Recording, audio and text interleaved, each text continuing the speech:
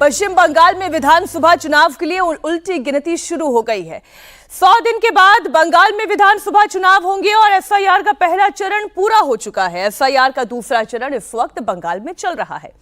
14 फरवरी को final voter list जारी हो जाएगी, लेकिन उससे पहले चुनाव आयोग और ममता बनर्जी की पार्टी आमने सामने है। ममता बनर्जी के भतीजे और टीएमसी सांसद अभिषेक बनर्जी मुख्य चुनाव आयुक्त ज्ञानेश कुमार पर टीएमसी नेताओं को अपमानित करने का आरोप लग रहा है। इधर चुनाव आयोग ने भी साफ साफ कह दिया है कि किसी की धमकी बर्दाश्त नहीं की जाएगी। इस पर मैं चर्चा करूंगी, हमारे साथ जो वरिष्ठ पत्रकार हैं उनकी राय भी आपके सामने रखूंगी, लेकिन उससे पहले थोड़ा सा मामला आपके सामने ब्रीफ कर देती हूं। दरअसल अभिषेक बनर्जी के नेतृत्व में टीएमसी का 10 सदस्यीय डेलीगेशन चुनाव आयोग से मिलने के लिए पहुंचा। यहां से स्टोरी शुरू होती है, ये बात तो आप जानते ही हैं, लेकिन उसके बाद जो हुआ वो आज मैं आपको बता रही हूं।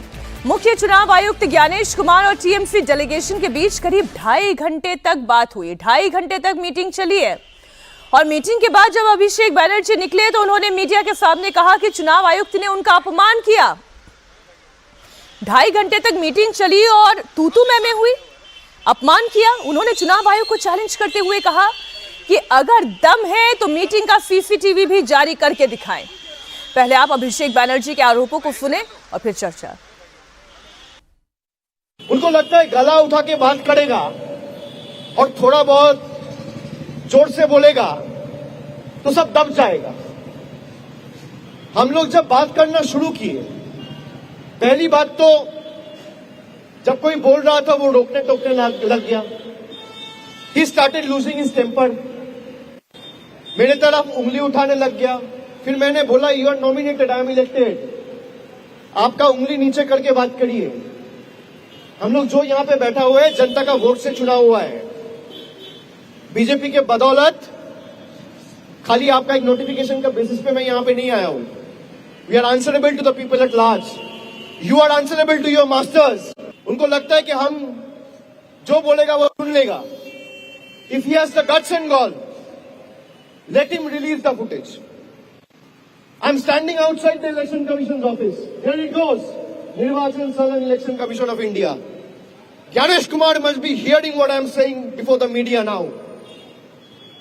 If he has the courage, he should come down and face the media and combat and rebut every point I'm raising before the media and you today itself, without wasting any further time, rather than making selective leaks.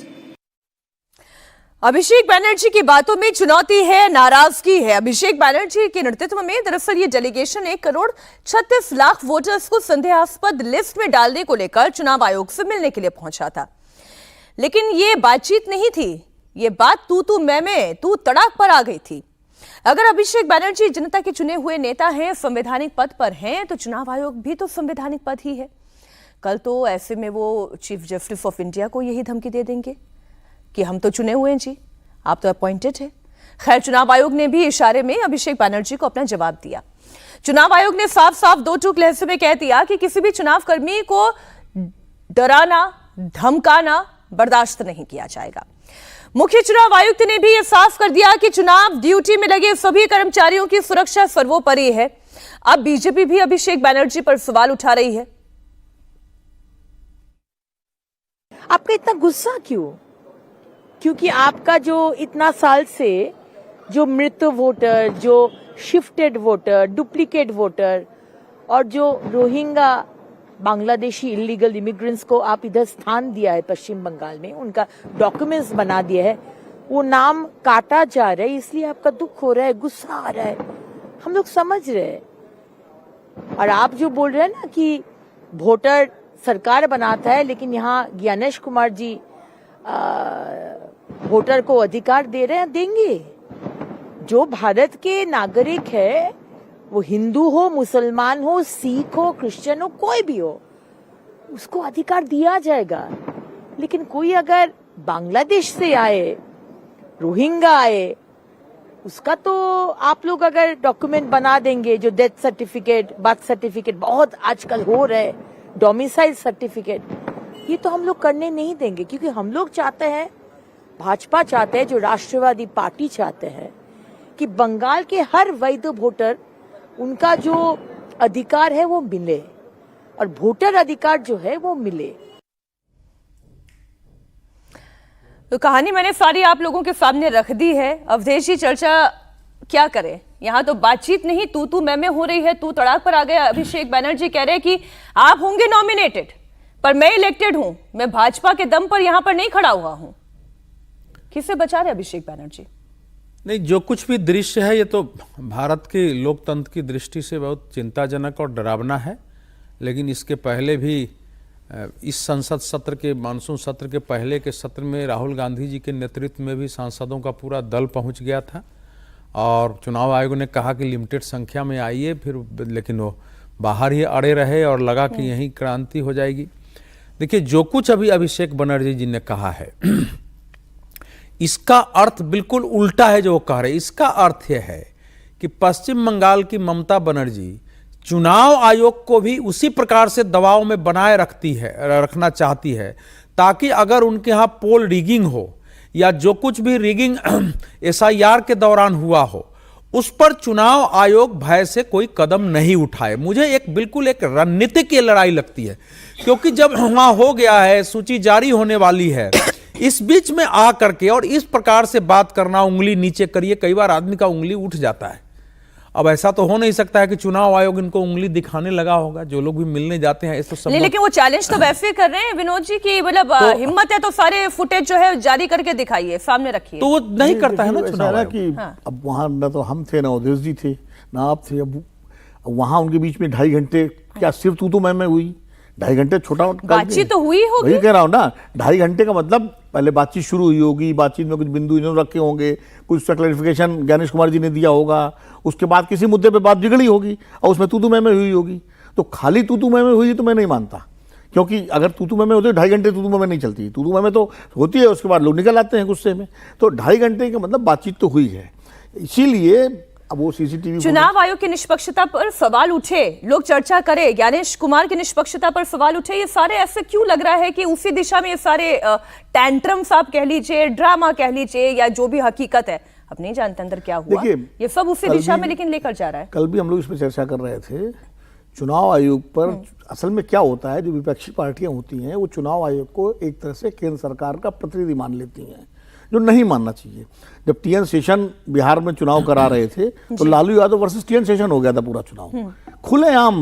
उधर से बयानबाजी लालू यादव करते थे, इधर TN Seshan जवाब देते थे, खुलेआम। मुझे याद है अच्छी तरह से। और ऐसा लग रहा था कि टीएन शेषन जैसे नरसिम्हा राव के आदमी हो। उसमें नरसिम्हा राव केंद्र में कांग्रेस सरकार थी। इसी तरह जब गुजरात में चुनाव हो रहा था तो जेम्स माइकल लिंगदो का जिक्र करके बाकायदा उनका इंगित किया जाता था कि क्रिश्चियन है और चर्च में जाते हैं संडे को। तो ये पहली बार नहीं हो रहा है। विपक्ष जो है ये नहीं, लेकिन बंगाल का मुद्दा नहीं, इसको समझना मैं कह रहा हूँ चुनाव आयोग 3 मुद्दे थे। नहीं वहां जो मुझे बोल लेने दीजिए ना, वो लेकर के गए थे। फिर बीच में मैं भी बोलूंगा, फिर अच्छा नहीं लगेगा ना। तो मैं ये कह रहा हूँ कि ये ममता बनर्जी की पार्टी इसको एक राजनीतिक मुद्दा बनाना चाहती है, चुनाव आयोग को। ठीक है सर, है ना, जो कि कांग्रेस ने भी बिहार में बनाया था, आरजेडी ने भी बनाया था। और वो कितना मुद्दा, वो इसीलिए वो सारी पोस्टरिंग उनकी जो है वो चुनाव आयोग को ये साबित करना चाहते हैं बंगाल की जनता के बीच में कि केंद्र सरकार की शर्त काम कर रहा है। ये उनका एक स्ट्रेटजी है, रणनीति है। मैं अवधेश जी आपके पास आऊं, सही नहीं मानना हूं। इसी में मैं बीजेपी के अलावा कांग्रेस का भी जोड़ देती हूं, क्योंकि बीजेपी ही केवल ममता बनर्जी पर आरोप नहीं लगा रही, ये कांग्रेस नेता अधीर रंजन चौधरी भी अभिषेक बैनर्जी पर सवाल उठा रहे हैं। और वो ये पूछ रहे हैं कि जब बिहार में एफआईआर हो गया, वहां चुनाव हो गया, तो इसे लेकर बंगाल में हल्ला क्यों हो रहा है? और तब जब ड्राफ्ट लिस्ट जारी हो चुकी है तब ये बवाल क्यों हो रहा है? कांग्रेस और उनके साथ साथ जो जुड़े हुए पार्टियों ने बहुत पहले किया था, और हम लोग पहले ये बात बताई थी कि चुनाव आयोग ने जवाब नहीं देते हैं। आज जो बात उठा रहे हैं, जो सवाल उठा रहे हैं बंगाल से आकर, तो मुद्दा बिहार में भी उठाए थे हम लोग कि कितने बांग्लादेशियों को, कितने रोहिंग्याओं को आप निकाल चुके हैं, किसने घुसपैठियों को आप निकाल चुके हैं, इसका ब्यौरा दिया करो। ये पुरानी बातें हो गए। अच्छा, दूसरी बात, बंगाल में एसआईआर होने की प्रक्रिया होने की पहले ममता बनर्जी खुद ये धमकाई थी कि मैं बंगाल में एसआईआर नहीं होने देंगे। सत्तारूढ़ पार्टी के नेतागण, और उसमें ये उनके भतीजा भी थे, ये कहने लगे कि बंगाल में एसआईआर हिम्मत है, खून का नदियां बहा दूंगा। इन्हीं लोगों की मतलब पहले डराओ लोगों को, डराने का बाद दिखाओ कि तुम्हें हम बचाव कर रहे हैं। आप देखो कब डेलीगेशन लेके आए हैं, जब ये एनुमरेशन और मसौदे एक निकल चुके हैं, फाइनल लिस्ट आने वाला है। जब मसौदा निकल चुके उसके बाद आने में क्या फायदा। राहुल गांधी के लिए एफआईआर जितनी मौजूद बात है वैसे ही लग रहा है अधीर रंजन चौधरी के लिए पुरानी बात है। अधीर रंजन अभी मिल के आए प्राइम मिनिस्टर से, तो 2 दिन पहले प्रधानमंत्री से मिले थे। देखिए इसमें जो मुद्दे लेके गए थे, इनका पहला मुद्दा ये था कि भाई आपने 1,36,00,000 जो है 58 लाख हटा दिया है, तो उसमें कितने रोहिंग्या और बांग्लादेशी हैं। चुनाव आयोग ने कहा, जो वहाँ सूचना आई है, भाई ये मेरा काम नहीं है, मेरा काम केवल जो है वोटर लिस्ट का शुद्धिकरण है। दूसरे इशू थी कि आप 1,36,00,000 लोगों को कैसे संदिग्ध लिस्ट में डाल दीजिए। सब जगह बीएलए थे, हमारे आपके बीएलओ थे, और उनको संदिग्ध नहीं लगा तो आपको कैसे संदिग्ध लगा, उसका उन्होंने जवाब दिया। तीसरा इनका डिमांड ये था कि भाई जब आप संदिग्ध वोटरों को बुला के पूछताछ कर रहे हैं तो हमारे बीएलए को भी वहां रहने दिया जाए, बीएलए 2 को। उन्होंने कहा कि नहीं, अब इसमें पॉलिटिकल पार्टी का बीओ आएगा तो प्रोसेस हमारे यहाँ ये नहीं है, पीएलए का काम अब खत्म हो चुका है, लोग पेपर लेके आएंगे। चौथी बात थी कि भाई 60 साल से ऊपर के लोगों को आना पड़ रहा है, उनको कठिनाई होती। चुनाव आयोग ने कहा कि इस पर विचार करेंगे कि जो लोग 60 से ऊपर हैं, अगर आवश्यकता हो तो उनके घर जाके लिया जाए।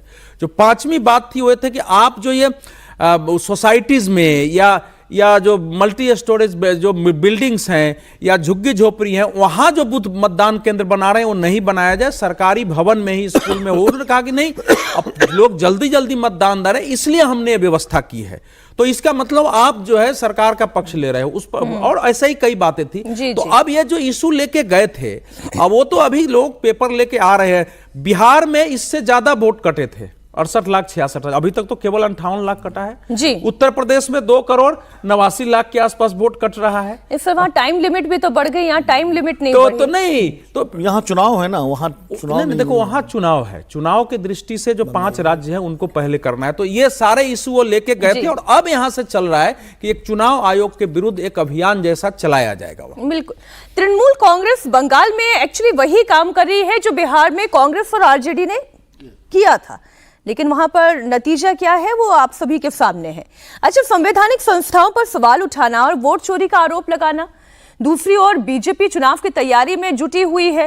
विपक्ष की रणनीति यह है कि वो एफआईआर के जरिए चुनाव आयोग की निष्पक्षता पर सवाल उठाए, तो बीजेपी ये कह रही है कि जो हम कर रहे हैं, जो हमारी रणनीति है, तुष्टीकरण की राजनीति को खत्म करना, घुसपैठियों को निकालकर बाहर करना, और इसी पूरी रणनीति के साथ अमित शाह 3 दिनों से पश्चिम बंगाल के दौरे पर थे।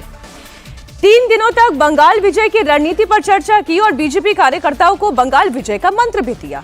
उन्होंने जो 5 मंत्र दिए वो क्या है वो आपको बता देती हूं। बंगाल बीजेपी नेताओं को आपस में तालमेल बिठाना होगा, सड़कों पर उतरकर जनता के साथ रहना होगा, पब्लिक को ठीक से एफआईआर को समझाना होगा और मतुआ समुदाय के साथ मजबूती से खड़ा रहना होगा। जनसंपर्क से ही प्रचंड जीत का आधार बनेगा।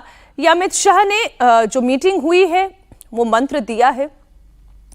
और अमित शाह का 3 दिनों तक साल के अंत यानी कि 2025 में विनोद जी कैंप करना ही ये बताता है कि बंगाल कितना इंपॉर्टेंट है। अच्छा, एक और खबर इसी से जुड़ी हुई आपको बता दूं, टीएमसी के निष्कासित विधायक और जनता उन्नयन पार्टी के अध्यक्ष हुमायूं कबीर ने ममता बनर्जी पर हमला कर दिया। हुमायूं कबीर ने ममता बनर्जी के दुर्गा मंदिर बनाने और महाकाल मंदिर के निर्माण पर भी सवाल उठा दिए।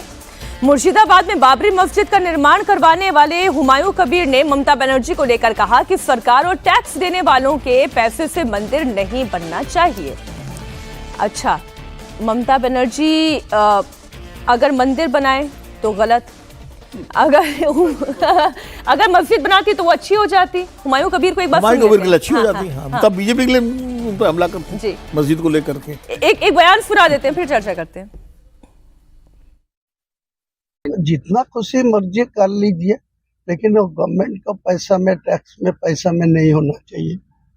महाकाल मंदिर बनाइए, वो जगन्नाथ बना लिया, फिर वो दुर्गावन कर रहा है, वो जो दुर्गा पूजा का कार्निवल कर रहा है, इसको को नाम उठाने के लिए सब कुछ कर रहा है, काम तो कुछ नहीं हो रहा है। कर्मसंस्थान नहीं है, नौकरी नहीं है, लोग को कोई आजादी से चलना फिरना भी नहीं है। सिक्योरिटी नहीं मिलते हैं लोगों को, ये सब ज्यादा ध्यान देने के लिए बोलूँगा। बॉडी लैंग्वेज तो हुमायूं कबीर के इस बयान में कुछ लो सी लग रही थी, लेकिन अवधेश जी मुझे ये बात बताएं कि जो अमित शाह मंत्र देकर गए हैं उसमें वो जो 2/3 वाला फॉर्मूला है, वो 2/3 वाला फॉर्मूला काम कैसे करेगा? ममता बनर्जी एग्रेसिव हैं, विरोधियों को टिकने नहीं देती हैं। अब मुर्शिदाबाद की मस्जिद के सामने वो महाकाल मंदिर लेकर आ गई हैं, दुर्गा आंगन भी लेकर आ गई हैं। नहीं, 2021 में और 2024 में भारतीय जनता पार्टी को अपेक्षित सफलता नहीं मिलने का जो मूल्यांकन हुआ है जी, उसमें मेजोरिटी जो है बूथ तक इस बार विश्लेषण हुआ कि हम वहां हारे क्यों। केवल क्षेत्र वाइज नहीं था, इस बार बूथ के स्तर से भी विश्लेषण किया गया था। क्यों हारे? जो उन्होंने बताया है अभी नहीं, पहले तो उन्होंने कहा कि भाई केंद्र की बदौलत अगर आप चाहते हो राष्ट्रपति शासन लाभ मांग कर, केंद्र के बदौलत आप यहां चुनाव नहीं जीत सकते हो, आपको खुद स्थानीय स्तर पर। अभी जो मंत्र दिया है उन्होंने कल के भाषण का, उसके बाद कल के भाषण में उन्होंने कहा है कि जितने भी सांसद हैं, विधायक हैं या जिनको भी टिकट चाहिए वो कम से कम अपने क्षेत्र में 4 दिन रहे सप्ताह में और 5 स्ट्रीट मीटिंग डेली करें, 5 स्ट्रीट मीटिंग डेली, और 2 महीने जब ये काम करेंगे तो उनके आधार पर फिर टिकट होगा। इस बार सबकी रिपोर्ट आएगी, उसके आधार पर फिर टिकट होगा कि हम किसको टिकट देंगे अगर आपको चुनाव लड़ना है तो। उसके बाद उन्होंने स्टॉक लिया है और जितने, देखिए अमित शाह जी के दौरे का मतलब यह था 3 दिनों का कि यहां से भारतीय जनता पार्टी के चुनाव अभियान की औपचारिक शुरुआत हो गई। जितने मुद्दे थे पत्रकार वार्ता इतनी लंबी, वो सारे मुद्दे उन्होंने स्पष्ट कर दिए। उसके पहले सांसदों विधायकों के साथ बैठक की है, फिर जो है कार्यकर्ताओं से के साथ संवाद किया है।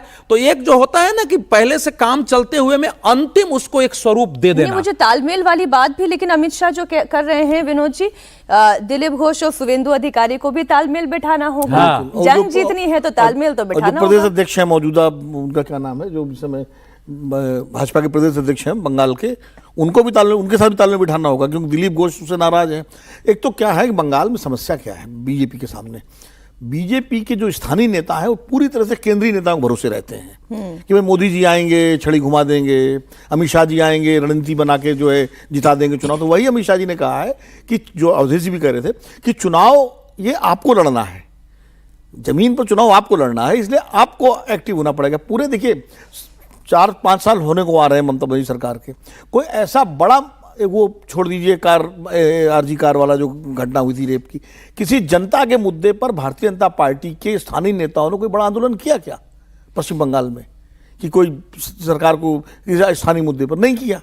तो सबसे बड़ी समस्या वहां यही है। तो वही अमित शाह जी ने कहा कि भाई जनता भी जाइए, उनके मुद्दों पर आप सड़क पर उतरिए। अभी 2 महीने आपके पास हैं ये करने के लिए, क्योंकि 3 महीने बाद चुनाव है। तो अभी आप ये करिए, तो फिर आपकी रिपोर्ट जो आएगी कि कौन कितना एग्रेसिव होकर जनता के सवालों को उठा रहा है, तब हम उसको टिकट देंगे। तो एक तरह से उन्होंने अपनी जो स्टेट इकाई है उसको एक्टिव किया है अमित शाह जी ने जाकर के 3 दिन रह करके। तो भाजपा बहुत गंभीर है पश्चिम बंगाल को लेकर। देखिए बिहार जीत लिया भाजपा ने, एनडीए, और अब पिछले जीत लिया कि सब सिंगल लार्जेस्ट पार्टी है वो पहली बार पूरे उसमें। दूसरा, नॉर्थ ईस्ट में सारी सरकारें बीजेपी की हैं या उनके सहयोगी दलों के साथ हैं जी। एक पश्चिम बंगाल ऐसा है, उड़ीसा में उनकी सरकार बन गई। तो पूर्वी भारत में एक पश्चिम बंगाल का जो गढ़ है वो बीजेपी भेद नहीं पा रही है। हालांकि उसकी प्रोग्रेस हुई है। 2011 में अगर 2016 में अगर उसके पास 3 विधायक थे तो 2021 में 70 विधायक। तो अमित शाह ने पूरा समझाया कि हम ऐसे ही नहीं बढ़ रहे हैं, लेकिन वो नहीं भेद पा रही है। वो उसके लिए बहुत बड़ी चुनौती है। ममता बनर्जी सबसे बड़ी चुनौती है।